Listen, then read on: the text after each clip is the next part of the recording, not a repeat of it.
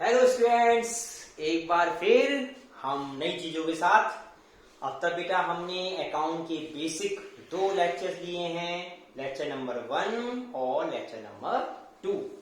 Now going to be lecture number 3। जिन बच्चों ने लेक्चर 1 और 2 देख लिए हों वो ही लेक्चर 3 में आ जाएं, और अगर 3 नहीं देखा है या 3 देख रहे हैं तो पहले वाले 1 और 2 जरूर देखने बेटा, क्योंकि हमने उसमें 1 नहीं, 2 नहीं, 3 नहीं, 4-5 चैप्टर को कवर किया है। So let me start. हमारा टॉपिक है बेटा आज अकाउंटिंग इक्वेशन।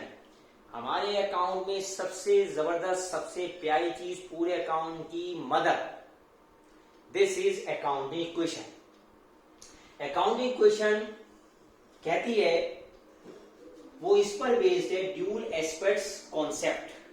इसे डबल एंट्री सिस्टम भी बोलते हैं बेटा, डबल एंट्री सिस्टम। इस सिस्टम के अकाउंट के जन्मदाता कौन थे? फादर ऑफ अकाउंट कौन थे बेटा?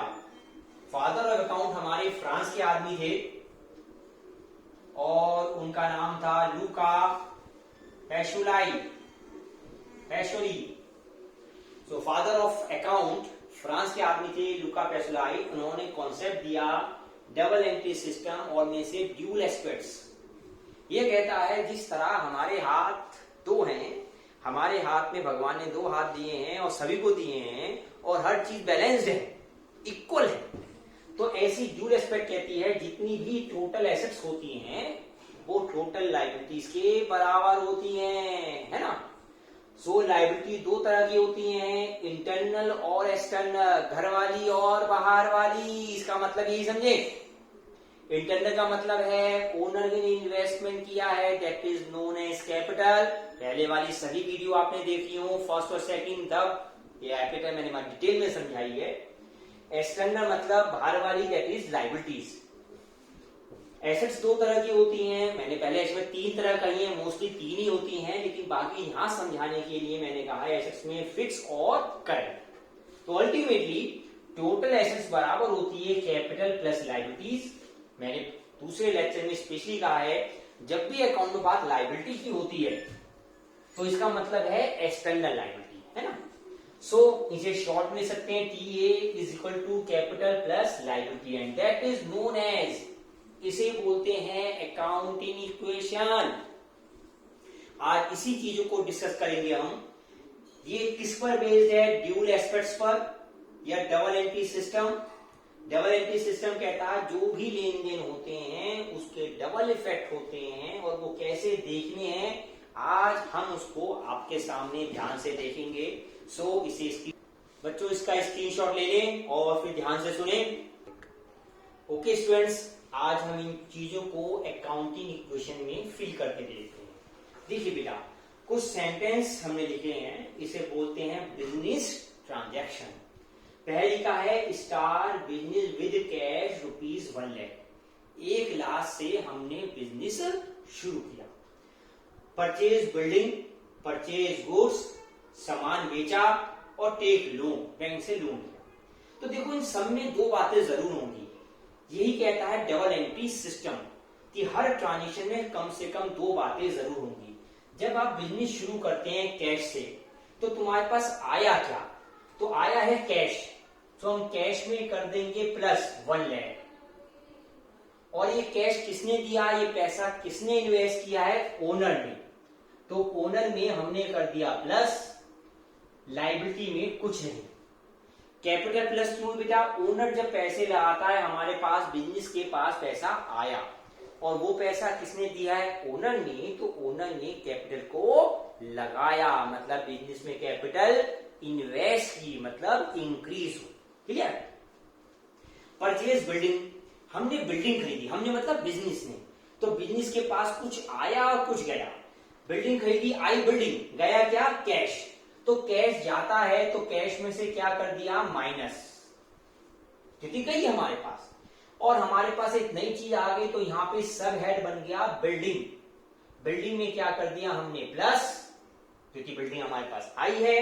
क्या मालिक ने और पैसा लगाया है और इन्वेस्टमेंट किया है? नहीं। क्या बाहर वालों से हमने कुछ पैसा लिया है, लायबिलिटी की है? नहीं। तो दो इफेक्ट, कम से कम दो इफेक्ट तो डबल एंट्री सिस्टम में होने ही होने। जैसे एक चीज हमने ऑलरेडी परचेज गुड्स, सामान खरीदा बेटा, हमारे पास से गया क्या, कैश, कैश में से माइनस, और आया क्या, एक नई चीज। जब भी बिजनेस में नई चीज आती है, नई टर्म आती है, तो उसे यहाँ पे नया हेड खोल देते हैं, गुड्स हमारे पास आए तो गुड्स में हमने क्या कर देंगे, प्लस। बिल्डिंग में कुछ नहीं हुआ, मालिक ने और पैसा कुछ नहीं लगाया, लायबिलिटी भी कुछ नहीं है। तो अल्टीमेटली हम इस चीज में एक डायग्राम सा बना लिया बेटा हमने कि पहला क्या हुआ, दूसरा क्या हुआ और तीसरा क्या हुआ। फर्स्ट केस में बेटा ये है, सेकंड में ये है और थर्ड में दिस वन। ओके, देन एक अगला सेंटेंस है, सोल्ड गुड्स, सामान बेचा, 2000 का सामान हमने 2500 में सेल किया। मतलब सामान था 2000 का, बेचा है कितने में, 250। ओके, तो हमारे पास से गया क्या, बिजनेस के पास से क्या गया है गुड्स, तो गुड्स में से माइनस। व्हाट कम्स इन, आया क्या बेटा, कैश में प्लस। तो कैश में कितना प्लस होगा बेटा, 2000 का सामान हमने 2500 में सोल्ड किया है, तो हमारे पास कितने पैसे आए, 2500 रुपए, 2500, और 500 रुपए का प्रॉफिट हुआ। तो जो भी प्रॉफिट होता है, जो भी इनकम होती है, जो भी गेन होता है, वो किसको होती है, ओनर को। तो ये कैपिटल में क्या कर देंगे, प्लस। तो देखो मैंने अभी बताया बेटा, अभी 2 मिनट पहले ही देखा, डबल एंट्री सिस्टम। डबल कहता है हर ट्रांजेक्शन का कम से कम 2 जगह इंपैक्ट होता है, कम से कम, उसके ज्यादा 3, 4, 5, 6 भी हो सकता है। क्लियर। सो देखिए, पहले में हमने बिजनेस शुरू किया, आया क्या, कैश, किसने दिया, ओनर ने, प्लस। बिल्डिंग खरीदी, आई क्या, बिल्डिंग में नया कॉलम प्लस, एसेट्स में नया कॉलम, और गया क्या, कैश में माइनस। गुड्स खरीदे, कैश माइनस और गुड्स में प्लस। सामान बेचा 2000 का 2500 में, ज्यादा में बेचा बेटा, ऑब्वियसली हर दुकानदार ज्यादा में बेचता बेटा, तो हमारे पास से गुड्स गए 2000, पैसे आए कितने, 2500, और प्रॉफिट हुआ, प्रॉफिट कहां से होगा, कैपिटल में प्लस, क्योंकि प्रॉफिट किसको होता है, ओनर को, और ओनर को प्रॉफिट को क्या कर देता है, प्लस। तो कैपिटल में क्या क्या आता है, कैपिटल में आता है प्रॉफिट, लॉस, एक्सपेंसेस, क्योंकि ओनर को ही होते हैं बेटा ये सब, प्रॉफिट लॉस एक्सपेंसेस तो सब ओनर लिखता है। अब मैंने एक और लिखा है, देखो बेटा, इसमें टेक लोन, बैंक से लोन लिया 7000 रुपए का, 7000 का। जब लोन लेते हैं तो हमारे पास पैसा आया प्लस 7000, और ये लोन लिया है, हमारी बिल्डिंग पे कोई असर पड़ा नहीं, गुड्स पे कोई अंतर पड़ा नहीं, क्या मालिक ने और पैसे लगाए, नहीं बेटा। लोन जब भी लगाते हैं, बाहर वाले लोन लेते हैं, तो लायबिलिटी में, लोन में लायबिलिटी हमारी क्या हो गई, ज्यादा, तो यहाँ पे नया कॉलम क्या बन जाएगा बेटा, बताओ जल्दी से, बैंक लोन, बैंक से लोन लिया, सो वो हमारी हो गई लायबिलिटीज। तो इन सब में हमने देखा बेटा, कम से कम 2 इफेक्ट जरूर होते हैं, 2 से ज्यादा भी हो सकते हैं। देखिए बेटा, ये पहली ट्रांजिशन की, ये दूसरी की, इसके बीच में यहां पर लिख देते हैं न्यू इक्वेशन, मीन्स इन दोनों के बाद क्या हुआ, 1 लाख प्लस और 20 माइनस, कितने बचे बेटा, प्लस के 80। फिर 2 इक्वेशन है, तो यहां भी आप लिख देते हैं न्यू इक्वेशन, पूरी लाइन आती है बेटा, 80 में से 3 गए, 77,000। फिर एक ट्रांजिशन किए हैं, तो बेटा यहां भी लिख देंगे न्यू इक्वेशन, ये प्लस है 79500, और ऐसे ये लिख देंगे क्योंकि क्वेश्चन का एंड है, तो ये बन जाती है फाइनल इक्वेशन। 79 प्लस 7 कितना हो गया बेटा, 86500। ये तो हमने किया बेटा कैश में। सेम बिल्डिंग में देखो, बिल्डिंग में 20 थी, न्यू इक्वेशन 20 ही रही, यहां भी 20 है बेटा, यहां भी 20, क्योंकि इसमें कुछ चेंज ही नहीं है, तो लास्ट में कितना रहा, 20,000 ही रहा।